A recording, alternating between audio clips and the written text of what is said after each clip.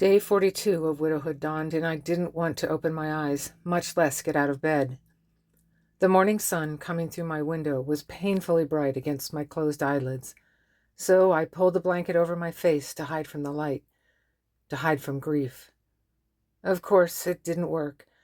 Grief and all she brought with her hid under the blanket with me.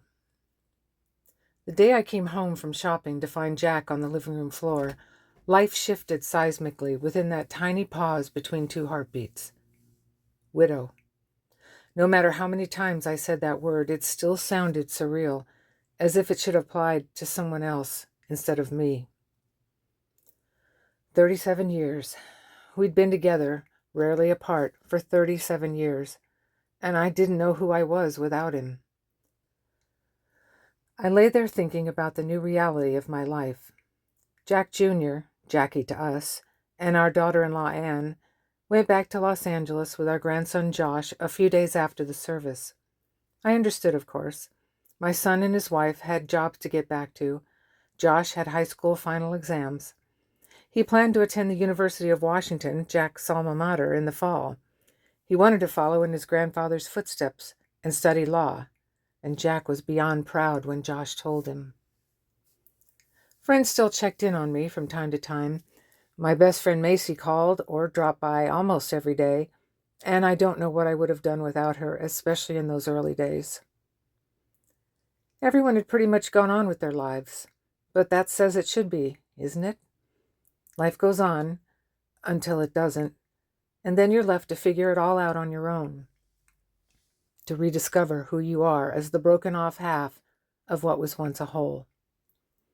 I wondered if I was ever going to get used to being the only one in our bed. Even as I pushed myself further under the covers, I knew I should get up and do something, anything, but why bother? That's when I heard it. Bridget, get up! No one was supposed to be in the house but me. My heart thudded against my ribs. I pulled the blanket down to just above my nose, opening one eye to look around the bedroom.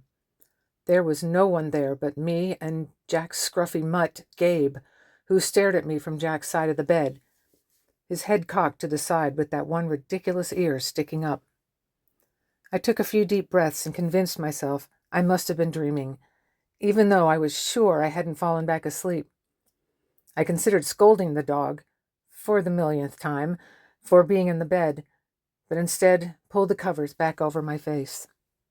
The silence lasted for only a moment. And then, Bridget, come on, get up! I bolted upright in the bed. My head snapped from side to side as I clutched the pillow to my chest. Terrified I was having a grief-induced psychotic episode, I looked around the room, expected to see visions of elephants dancing in pink tutus on the ceiling. That's what happens when your mind snaps, isn't it? You start to hear and see things that aren't there. My throat went sandpaper dry as I gulped for air. I squeezed my eyes shut and opened them again, one at a time. Devoid of elephants or anything else dancing in costume overhead, the bedroom was once again silent. I gripped the blankets to my chin and looked over at my husband's dog, still sitting next to me on the bed, panting.